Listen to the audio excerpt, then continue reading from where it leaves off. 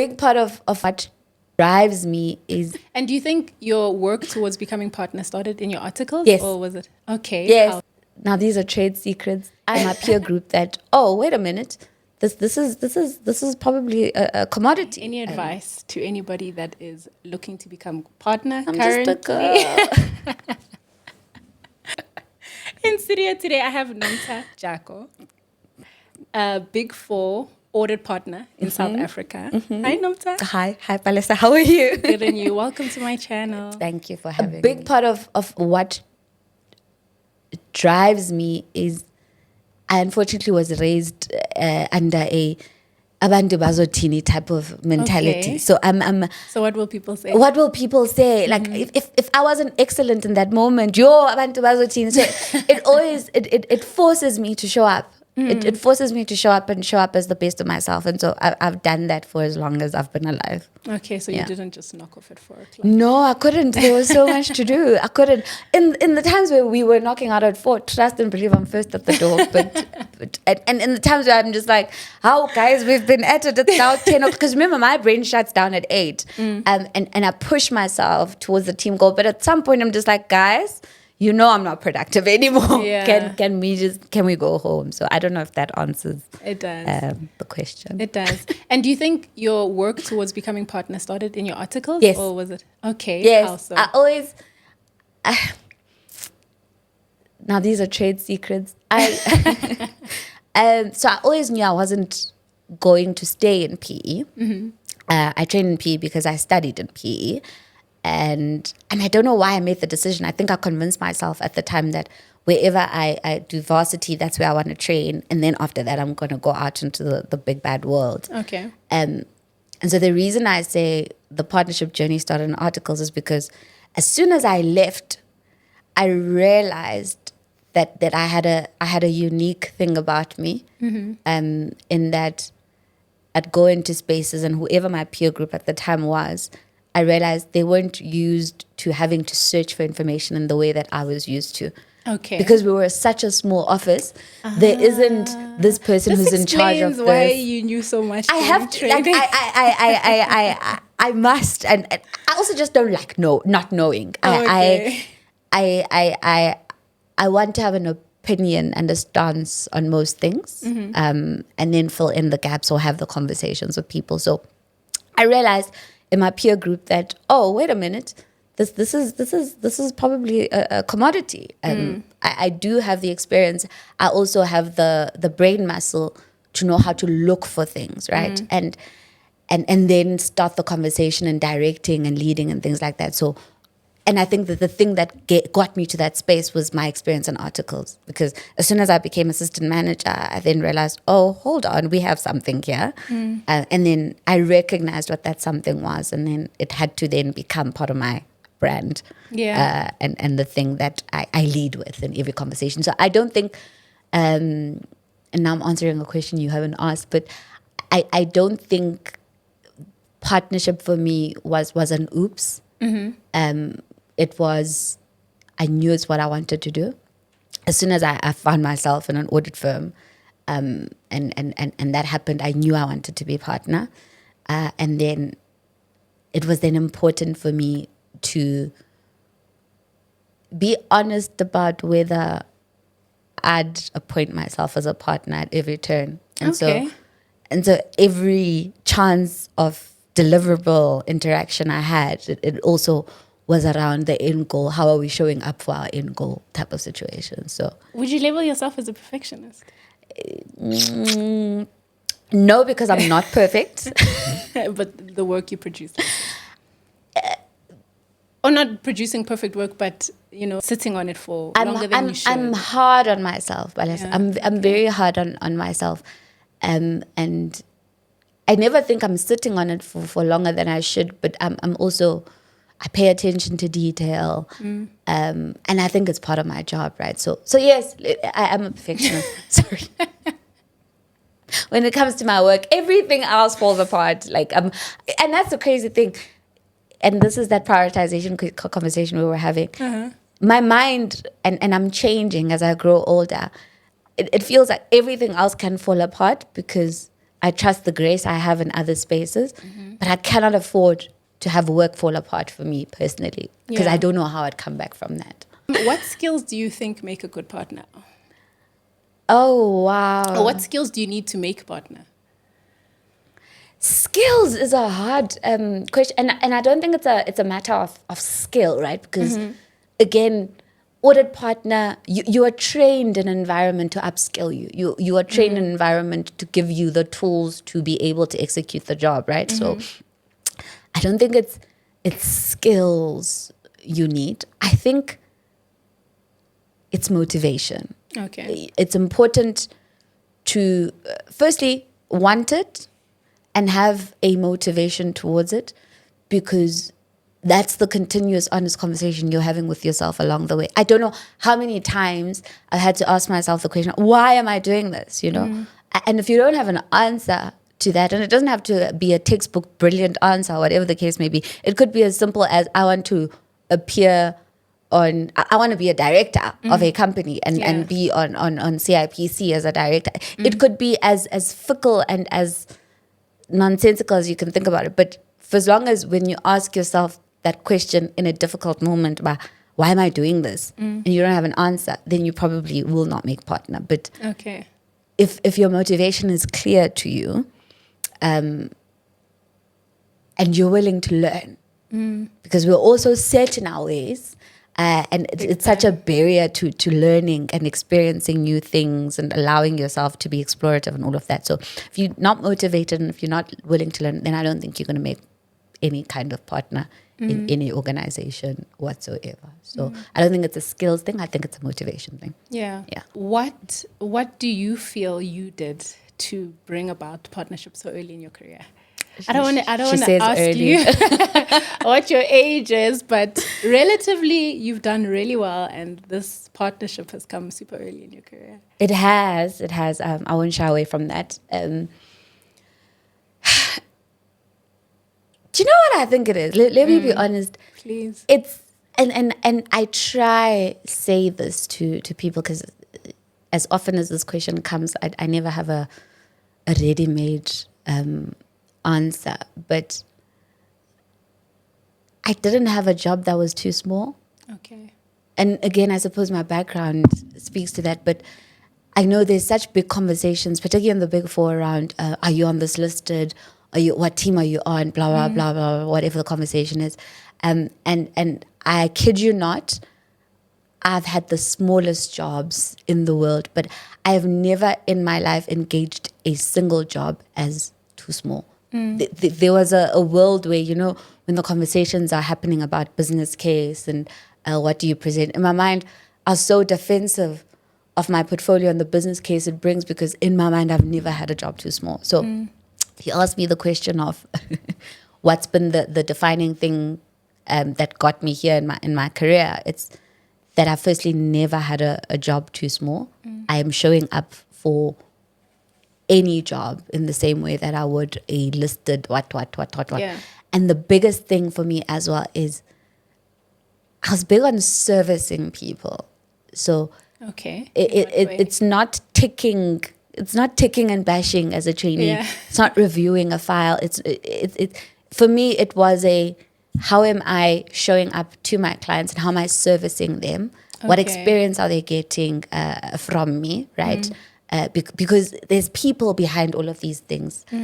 Then with the partners that I'm working for, how am I showing up for them? Am I available? Am I responsive? Am I connected to them? Are we having continuous conversations? So for me, it's the fact that I serviced people. Okay. I don't know if it makes sense. No, it makes a lot of sense. I serviced people. It went beyond the signing of the opinion at the end of the day. It's that Palesa asked me to do this, and I'm going to do it to the best of my ability, because I cannot disappoint Palesa. I think that's what it was. Yeah. Did you not have to compromise yourself in terms of sleep, in terms of, you know? I don't consider not sleeping compromise. Okay. Maybe I do now, because I'm sleepy most of the time. But again, that flexibility. I know I can catch up on sleep. Okay. I can spend a whole December. I back myself to sleep. I can spend a whole December sleeping because I felt like I didn't. So I'm very aware of the cycles that come with my work. And I know what peak means and when peak is. But I also am very good at those, what is the English? When we're down there, I am resting and I'm choosing that for myself. So I've never felt like I needed to compromise myself. But I've made decisions easily about what I'm giving up at a particular point so that I can show up for that particular person. And I think that's just the balance of life. I think it's something I was always going to be required to do. It doesn't matter whether I'm an auditor or a CFO, or it doesn't matter. I'm going to have to make those balancing act sacrifices, and I've been happy to make it. So. And have you always been that reliable? I'm trying to gauge, is this something from your personality, or is it something that you've continuously worked on? Like, I don't want to disappoint. I think the I don't want to disappoint just comes from, it's a personality thing. It's one thing not wanting to disappoint, because I'm not saying I've never disappointed anyone. I've disappointed many people.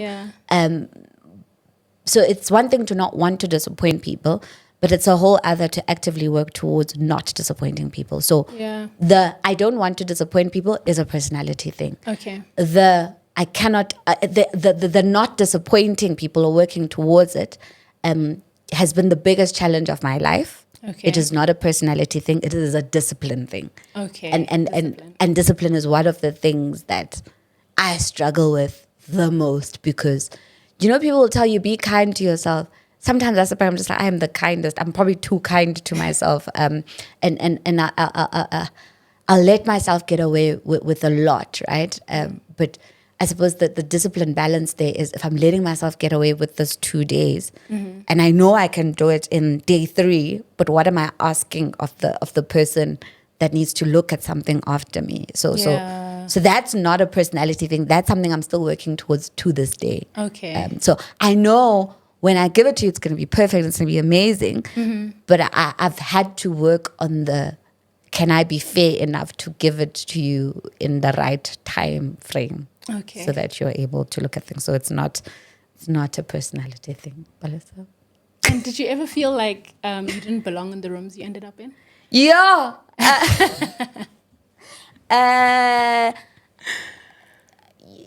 Yes and no. But again, I'm a little bit, I've become forward. So started off as shy, but I've also become very forward.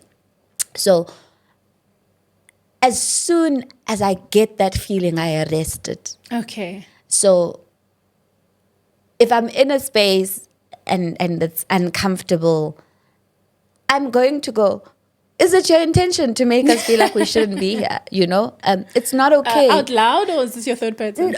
You have to be measured about everything. Like I'm not going to be sitting in a room of execs and speak like that because I need to think about what I'm going to say and the audience that's going to be receiving it. But trust and believe, I then need to find a way to soft message that thought process to you, right? Because, and I'm trying to think of an example, but I can't think of an example right now. But you'll sit in a room and people will have this conversation, a silly thing, and people will have the conversation, and they don't realize the impact it's having.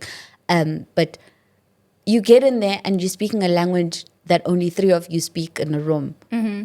I'm going to be forward enough to say, sorry, I know you're not talking to me, but be aware of the fact that there are people in this room that you are now making feel excluded, and you need to bring them back into that conversation. Or I've had situations, and this is not necessarily just work, but in fact I experienced it quite a bit when I was in the UK, where I'm South African. We're warm people, and I laugh in general, you know, and I laughed, and my laugh echoed in the room, and everyone just stared, you know. In that moment, I had to ask the question of, do people not laugh here? So I think we're always going to feel, not every room is designed for you. So you're not always going to feel like you belong in a particular room. But I'm also confident in my ability to belong and my right to belong in a space because you've invited me into that space and you've told me it's home. So I will call you on that promise of it having been home. So in moments where unconsciously people will do or say something, I've made it my mission to then challenge it in that moment. Not because it's comfortable for me, but like I need to call it out so it doesn't follow me at home. Yeah. I have enough on my plate to worry about, did they want me to be there? Yes. I don't want to feel like that. I don't want to walk away and go, did I smile too wide? I don't want to have to think about how I'm being when I'm just being myself. Yeah. That's not right. So I tend to call out environments like that. Love it. And it's also been a muscle, by the way. It's been training. I've sat in the space of not belonging for a long time. But as soon as you start having the conversation with enough people saying, this is what happened, people will challenge you without them necessarily knowing that they challenge you. But just the question of, and then what did you do?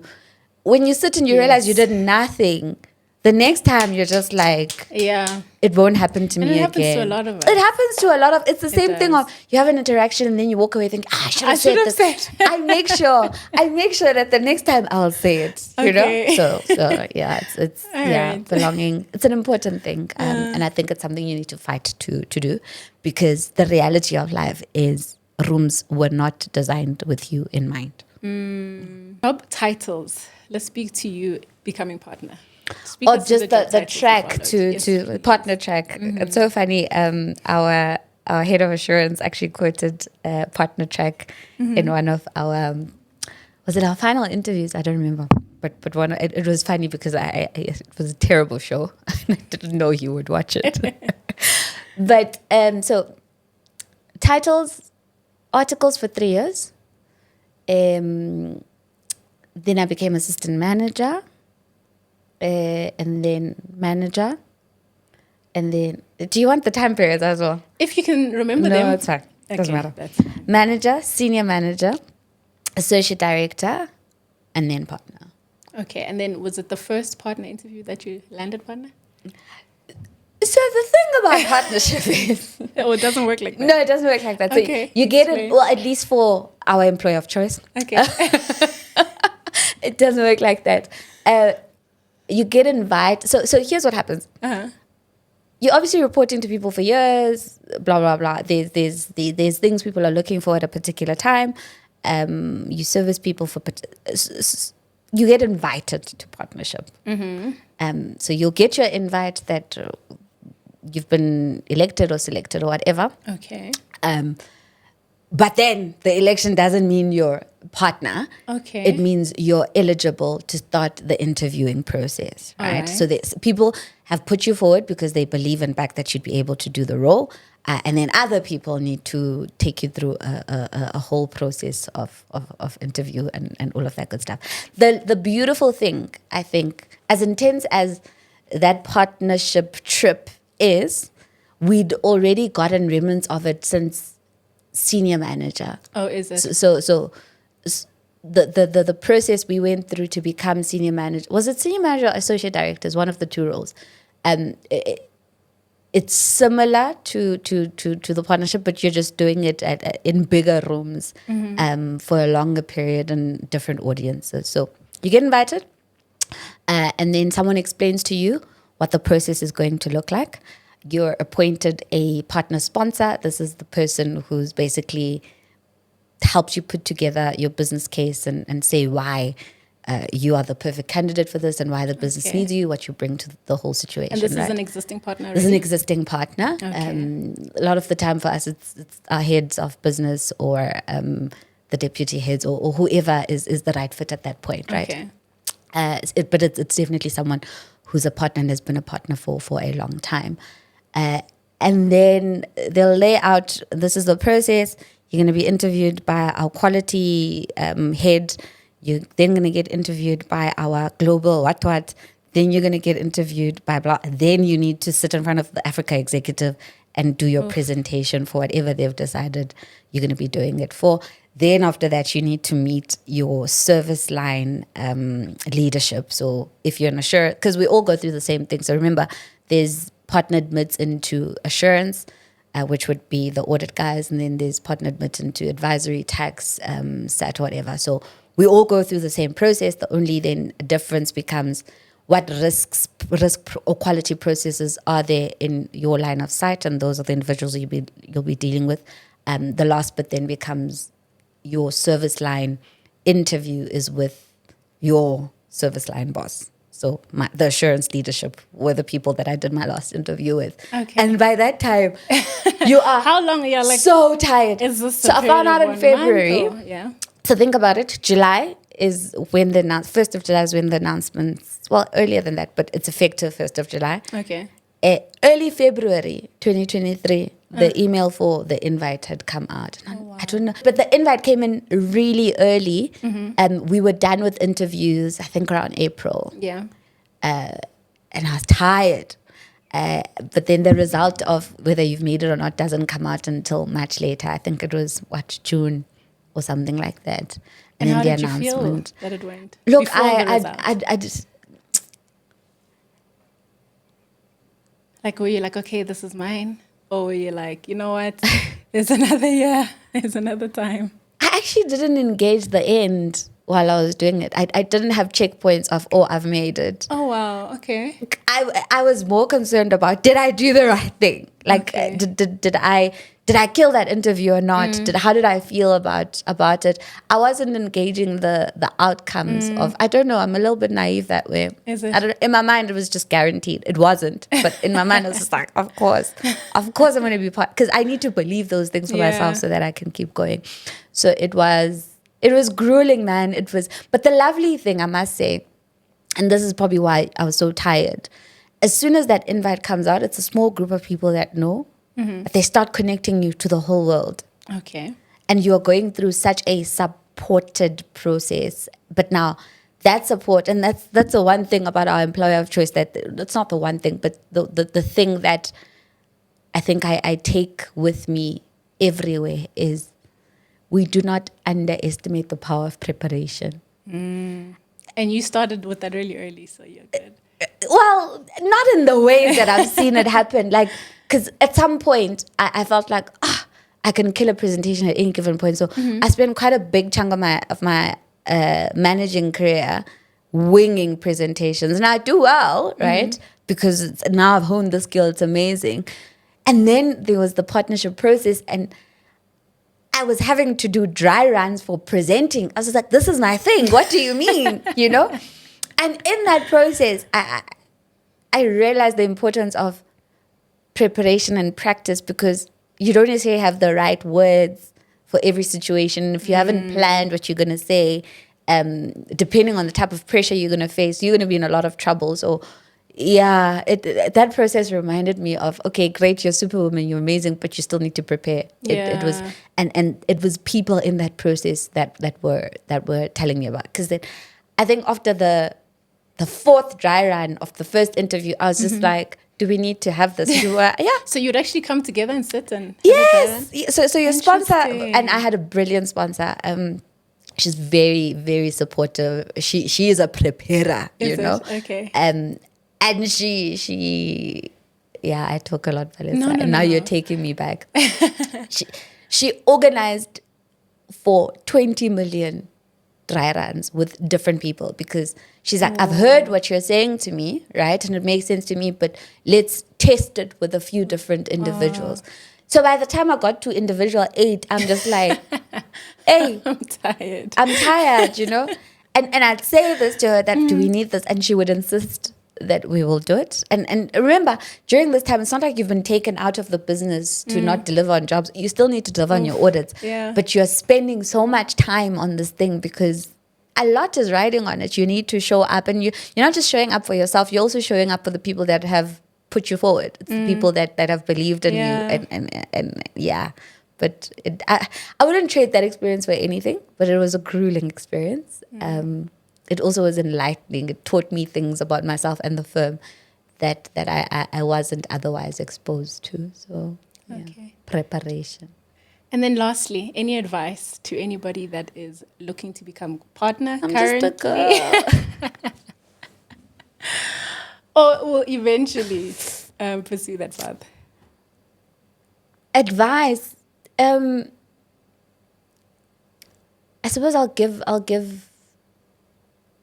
end with the advice that was given to me, or the sentiment that was shared with me that I live by. But from an advice standpoint, be motivated, question yourself along the way. Never stop questioning if you are where you want to be. I think it's a big step into making sure that you're progressing in the right direction for yourself. Like I'm not scared to ask the question of, do I want to be an audit partner? I still ask myself that question at least once a month, you know?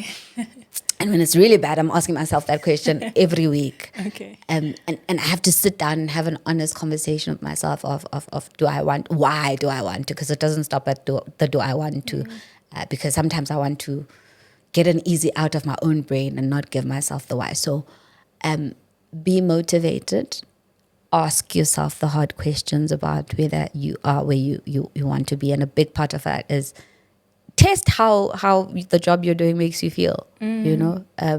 So be true to yourself. Be true to yourself, you know, because people can see. It's so crazy. People can see when you're not being earnest and honest with yourself. So be that sounding board for yourself, and do not be scared to actually wake up one day and go, I actually don't want to do this and do something else. Because I allow my mind to go there, I always then know that I'm where I'm supposed to be. Because I haven't stopped myself about thinking about an alternative. But I've thought about the alternative, and then I've thought about my current, and I always choose my current. So motivation, commitment, and just calling people up on their promises. Okay. You know, when people write you blank checks, cash them. Okay. I think that's like in the form of networking. In the form of networking, in the form of whatever organization you're in, and a lot of organization, because they're people led, becomes our people are our biggest assets. You would be crazy not to test that notion. Yeah. Am I your biggest asset? Really? Do I feel like your biggest asset?